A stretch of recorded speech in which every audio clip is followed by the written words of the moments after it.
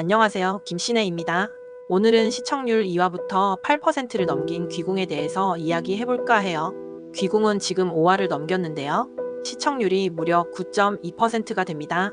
1, 2화 만에 대단한 시청률을 기록했다고 할 수 있겠죠? 어떤 이유에서 사람들이 귀궁을 좋아하고 많이 시청하시는지에 대해서 한번 알아보도록 하겠습니다. 귀궁 1화에서 4화까지 줄거리 요약과 함께 귀궁에 대하여 이야기 한번 해볼까 해요. 한국의 전통 무속신앙과 귀신 그리고 운명적인 사랑이 어우러진 이 작품 함께 살펴볼까요? 귀궁은 단순한 테마 드라마가 아닙니다.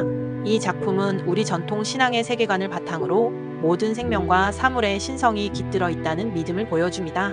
오늘날 과학만을 숭배하는 시대에 잊혀진 자연과 생명을 존중하던 우리 선조들의 지혜를 되새기게 하는 작품이죠. 이 드라마는 세 가지 이야기를 동시에 들려줍니다. 1. 각종 귀신들이 등장하는 퇴마 이야기. 2. 용이 되지 못한 악신 강철이와 무녀 여리의 사랑 이야기. 3. 인간을 증오하던 이무기가 어떻게 인간성을 깨닫고 변화하는지에 대한 성장 이야기. 1화에서는 주요 인물들과 갈등 구조가 소개됩니다. 여리는 무당의 운명을 거부하고 애체 장인 안경 만드는 사람으로 살아가는 인물입니다. 그녀에게는 이무기 강철이라는 존재와의 악연이 있죠. 강철이는 천년 수행을 마치고 용이 되어 승천할 예정이었으나 인간의 눈에 띄는 바람에 지상에 떨어지게 됩니다. 이로 인해 그는 인간을 끔찍이 증오하게 되죠. 흥미로운 점은 강철이가 여리를 13살 때부터 따라다녔다는 것입니다. 그 이유는 영이 맑은 여리가 만신무당이 되면 그를 통해 다시 승천할 기회를 얻을 수 있을지도 모른다는 희망 때문이었습니다. 드라마는 여리가 첫사랑 윤갑을 만나면서 본격적으로 시작됩니다.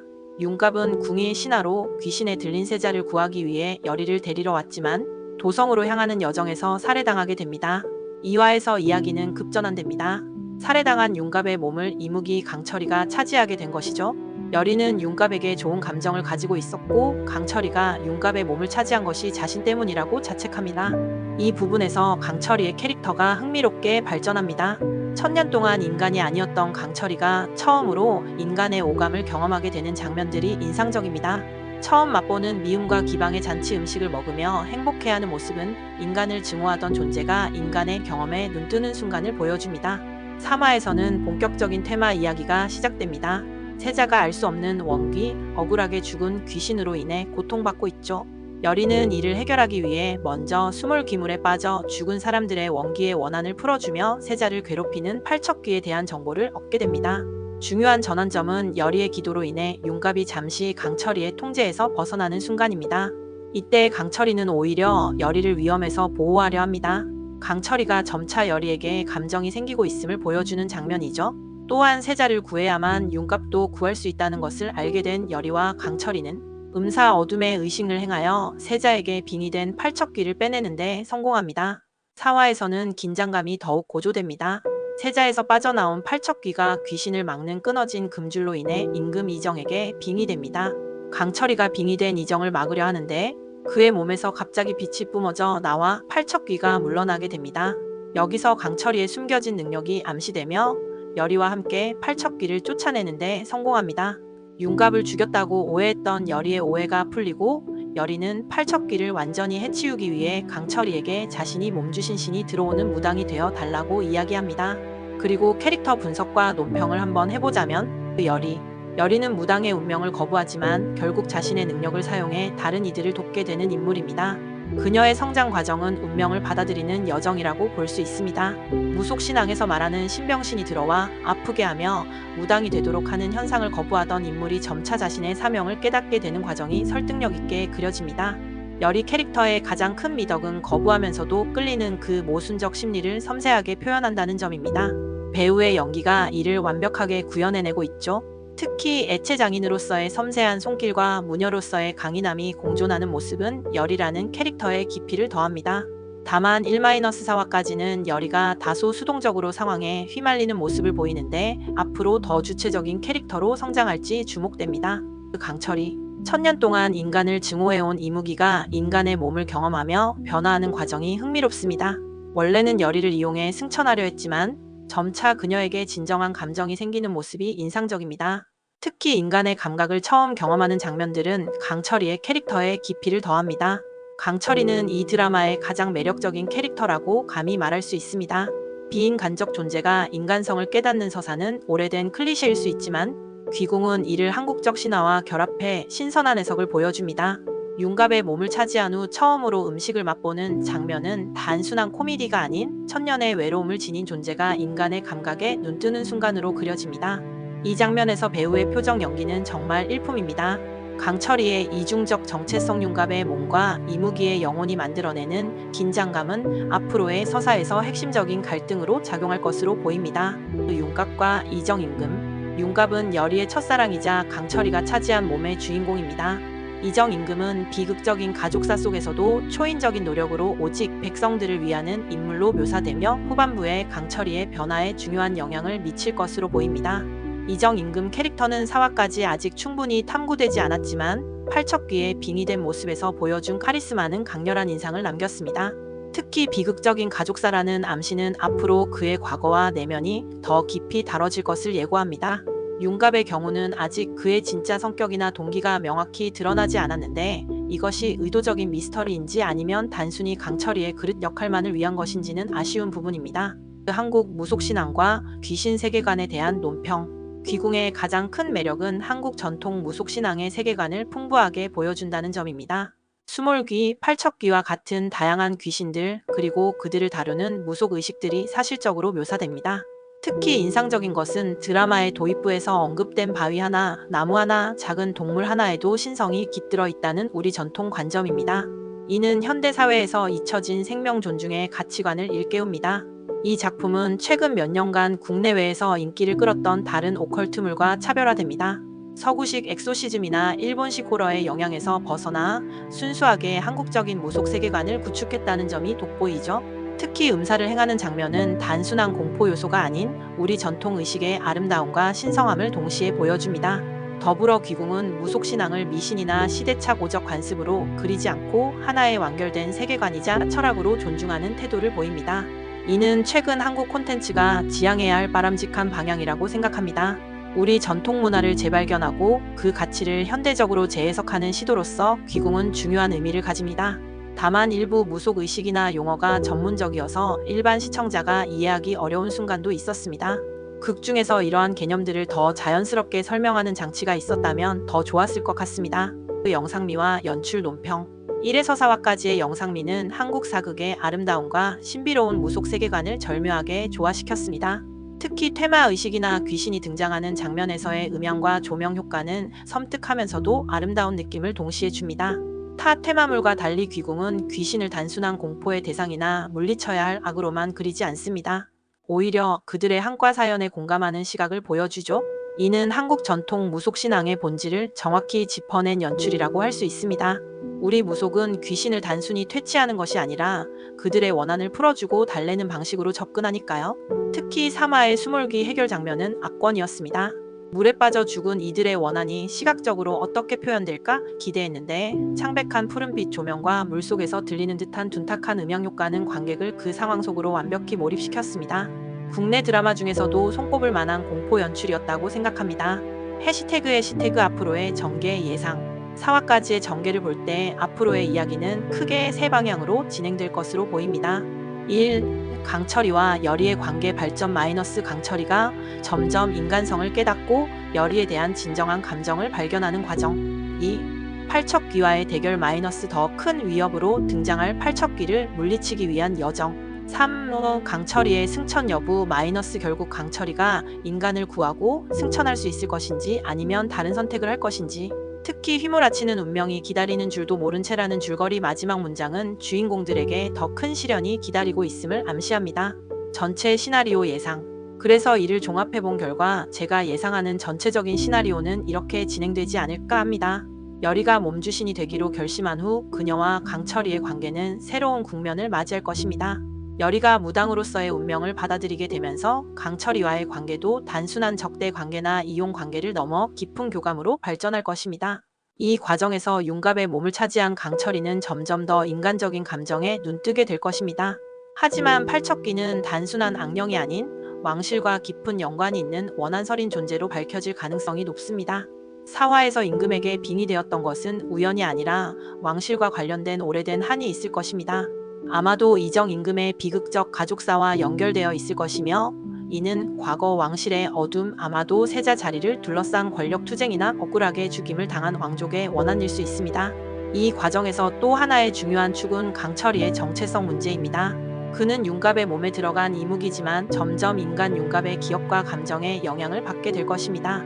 특히 융갑이 열이에 대해 가졌던 진실한 감정이 강철이에게도 영향을 미치면서 그는 자신이 정말 열이를 사랑하는 것인지 아니면 그것이 융갑의 감정의 잔재인지 혼란을 겪게 될 것입니다. 중반부에는 더 큰 위협이 등장할 것으로 보입니다. 팔척귀를 조종하는 더 강력한 악령, 아마도 도깨비나 대사 같은 존재일 수도 있고, 혹은 인간 무당 중에서 악한 방법으로 강력한 힘을 얻은 존재일 수도 있습니다. 이 존재는 단순히 사람들을 해치는 것이 아니라 조선의 국운 자체를 위협하는 존재로 그려질 것입니다. 이 과정에서 중요한 역할을 할 인물은 이정 임금입니다. 그는 단순한 통치자가 아니라 무속적 힘과 연결된 존재일 가능성이 높습니다. 조선 왕실은 실제로도 국가의 안위를 위한 다양한 무속 의식을 거행했기 때문입니다. 임금은 자신의 가족사와 연결된 어둠을 마주하고 이를 해결하기 위해 열이와 강철이의 도움을 구하게 될 것입니다. 하지만 모든 것을 해결하기 위해서는 누군가의 희생이 필요하게 될 것입니다. 이는 아마도 강철이가 승천할 기회를 영원히 포기하거나 열이가 자신의 생명력을 내어주는 형태일 수 있습니다. 혹은 융갑의 영혼이 완전히 사라지는 결말이 될 수도 있다고 생각합니다. 가장 감동적인 전환점은 인간을 증오하던 강철이가 결국 인간을 위해 자신을 희생하는 선택을 하게 되는 순간이 아닐까 하고 조심스레 예측해봅니다. 1000년 동안 인간에게 배신당하고 증오했던 존재가 결국 열이와 임금의 순수한 희생정신에 감화되어 스스로 구원자가 되는 역설적 여정이 이 드라마의 핵심이 될 수도 있겠다는 생각이 듭니다. 그리고 마지막에는 강철이의 희생으로 모든 악령이 물러나고 평화가 찾아오지만 완전한 해피엔딩은 아닐 것입니다. 강철이는 승천하지 못하고 사라질 수도 있고, 혹은 융갑의 몸으로 인간으로 살아가는 선택을 할 수도 있습니다. 열이는 진정한 무녀로 거듭나 사람들을 돕는 삶을 살게 될 것이며, 이는 처음에 그녀가 거부했던 운명을 마침내 받아들이는 성장의 완성이 될 것입니다. 결국 이 이야기는 운명과 선택에 관한 이야기가 될 것입니다. 정해진 운명을 거부하며 시작된 열이의 여정이 스스로의 선택으로 그 운명을 받아들이는 것으로 마무리되고, 인간을 증오하던 강철이가 스스로의 선택으로 인간을 구원하는 존재로 거듭나는 과정을 그릴 것입니다. 5편 예상 시나리오. 그리고 5편의 예상은 이렇게 될 것 같습니다. 5편은 열이가 강철이에게 몸주신이 되어 달라고 요청한 직후부터 시작할 것입니다. 강철이는 처음에는 망설일 것입니다. 자신을 통해 무녀가 되는 것은 열이가 그토록 피하고 싶어 했던 운명이기 때문이기도 하고, 한편 13살 때부터 열이를 쫓아다닌 강철의 이유가 만신된 열이의 신이 되고 싶어 따라다니기도 했기 때문에 내적 갈등이 있을 것으로 예상됩니다. 그는 열이에게 네가 그토록 거부했던 운명을 이제 와서 받아들이겠다는 것이냐고 물을 것 같고, 열이는 더 이상 운명을 피하는 것이 아니라 내가 선택한 길이라고 답할 것입니다. 이 과정에서 강철이와 열이 사이에 진정한 교감의 순간이 찾아올 것입니다. 그동안 서로를 이용하거나 경계하던 두 사람이 처음으로 마음을 열고 대화하는 장면이 그려지지 않을까 하는 기대감이 있어요. 특히 강철이는 처음으로 자신의 과거, 즉 어떻게 용이 되려 했고 어떻게 인간에게 배신당했는지에 대한 이야기를 열이에게 들려줄 것 같습니다. 한편 궁에서는 팔척귀의 습격으로부터 회복 중인 임금과 세자 사이에 긴장감이 감돌 것입니다. 세자는 귀신에 홀렸던 경험으로 인해 트라우마에 시달리며, 이정 임금은 자신의 가족을 지키지 못한 자책감에 괴로워할 것입니다. 이 과정에서 임금은 자신의 조상 때부터 이어져 온 왕실의 비밀, 아마도 왕위 계승과 관련된 어두운 역사에 대해 알게 될 것입니다. 이 비밀은 임금의 할아버지 혹은 증조부 시절 정당한 왕위 계승자가 아닌 다른 인물이 왕위에 오르기 위해 행했던 비인간적 행위와 관련되어 있을 가능성이 높습니다. 팔척귀는 이 부당한 죽음을 당한 왕족의 원한이 구현된 존재일 수 있으며, 그렇기에 왕실을 특별히 노리고 있는 것입니다. 열이와 강철이는 몸주신 의식을 준비하기 위해 특별한 장소로 떠날 것입니다. 그곳은 아마도 열이의 스승이었던 노무녀가 살고 있는 산속의 은거지일 수 있습니다. 이 여정에서 둘은 의외의 동료를 만나게 될 것입니다. 아마도 과거에 팔척귀에게 가족을 잃은 사람이나 혹은 무속세계에 대한 특별한 지식을 가진 학자 같은 인물일 수 있습니다. 이 여정 중에 강철이와 열이는 또 다른 시험에 직면하게 될 것입니다. 어쩌면 강철이의 과거와 연관된 다른 이무기나 악령이 나타나 그들을 방해할 수도 있고, 혹은 열의의 영적 능력을 시험하는 특별한 관문이 있을 수도 있습니다. 이 위기를 함께 극복하면서 둘의 유대는 더욱 깊어질 것입니다. 이 과정에서 중요한 반전이 하나 드러날 것입니다. 윤갑의 몸을 차지한 강철이가 점점 윤갑의 기억과 감정에 접근하게 되면서 윤갑이 열의를 데리러 왔던 진짜 이유에 대해 알게 될 것입니다. 그것은 단순히 세자를 구하기 위함이 아니라 다른 숨겨진 목적이 있었을 가능성이 높습니다. 아마도 윤갑은 열의의 특별한 영적 능력을 이용해 왕실의 비밀을 파헤치거나 혹은 자신의 출세를 위한 수단으로 삼으려 했을 수도 있습니다. 이 사실을 알게 된 강철이는 큰 혼란에 빠질 것입니다. 자신이 차지한 몸의 주인이 순수한 의도가 아니었다면 자신이 점점 느끼고 있는 열의에 대한 감정도 진실한 것인지 의심하게 되기 때문입니다. 이는 강철이에게 정체성의 위기를 가져올 것이며 그는 잠시 열의로부터 거리를 두려 할 것 같고, 하지만 강철이가 혼란에 빠져 있는 사이 궁에서는 더 큰 위기가 발생할 수도 있을 것 같습니다. 팔척귀가 더 강력한 형태로 귀환하여 임금을 다시 습격하고 이번에는 임금의 몸을 완전히 차지하게 될 것 같은 느낌도 듭니다. 이 소식을 들은 열의는 즉시 궁으로 돌아가려 하지만 그때 강철이는 중대한 결정을 내리게 됩니다. 그는 열의에게 자신의 진짜 힘, 즉 이무기로서의 모든 능력을 그녀에게 빌려주겠다고 제안하지 않을까 하는 생각을 합니다. 이는 사실상 그가 다시는 용이 될 수 없음을 의미하는 큰 희생입니다. 그럼에도 강철이는 열의를 돕기 위해, 그리고 어쩌면 자신도 인정하지 못했던 인간들에 대한 연민 때문에 이런 선택을 하게 됩니다. 5편의 클라이맥스는 열의와 강철이가 함께 몸주신 의식을 치르는 장면이 될 것입니다.